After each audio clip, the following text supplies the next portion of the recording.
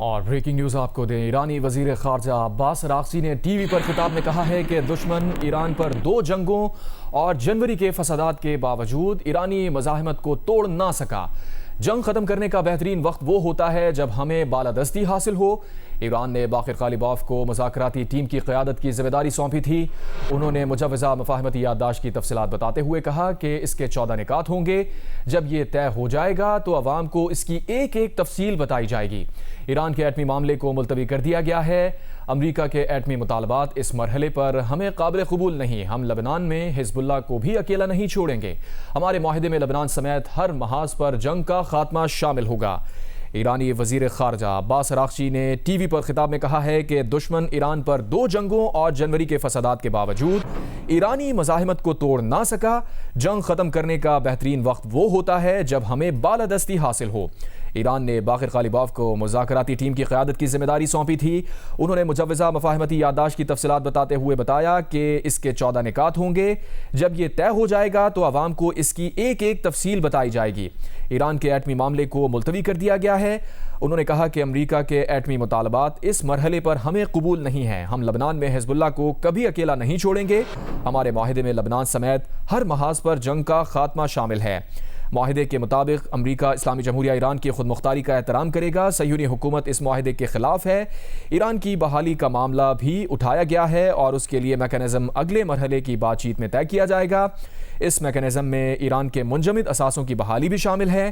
اس مرحلے میں اس کی تفصیلات بتانے سے میڈیا میں اشتعال انگیز ماحول پیدا ہو سکتا ہے اور معاہدے پر دستخط میں مسائل سامنے آ سکتے ہیں۔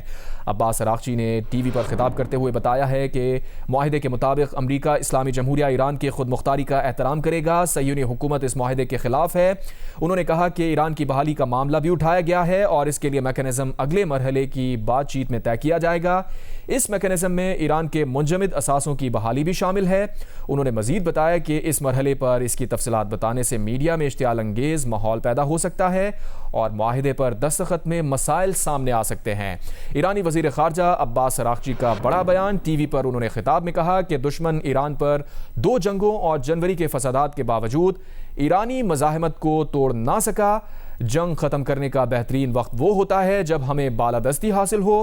انہوں نے بتایا کہ ایران نے باقر غالیباف کو مذاکراتی ٹیم کی قیادت کی ذمہ داری سونپی تھی۔ مجوزہ مفاہمتی یادداشت کی تفصیلات بتاتے ہوئے انہوں نے کہا کہ اس کے 14 نکات ہوں گے۔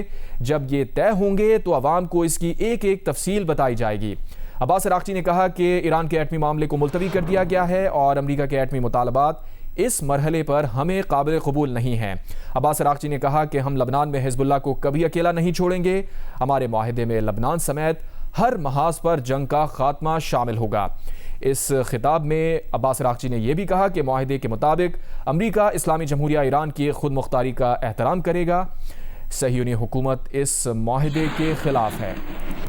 ساتھ ساتھ آپ کو یہ بھی بتائیں کہ عباس اراغچی نے کہا ہے کہ سپریم قومی سلامتی کونسل کو مذاکرات پر مکمل اختیار حاصل رہا اور یہ معاملہ اس کے ساتھ کئی ملاقاتوں میں زیر غور آیا ہے۔ انہوں نے کہا کہ سپریم قومی سلامتی کونسل کے ارکان پر مشتمل ایک کمیٹی مذاکرات کی نگرانی کرتی رہی جو سپریم سلامتی کونسل سے بھی رجوع کرتی رہی۔ انہوں نے کہا کہ مفاہمت کی یادداشت کے متن پر سپریم سلامتی کونسل کے ارکان میں اختلاف رائے موجود ہے لیکن حتمی فیصلہ اجتماعی ہوگا۔ ایک مرتبہ فیصلہ ہو گیا تو اس کا اعلان کر دیا جائے گا۔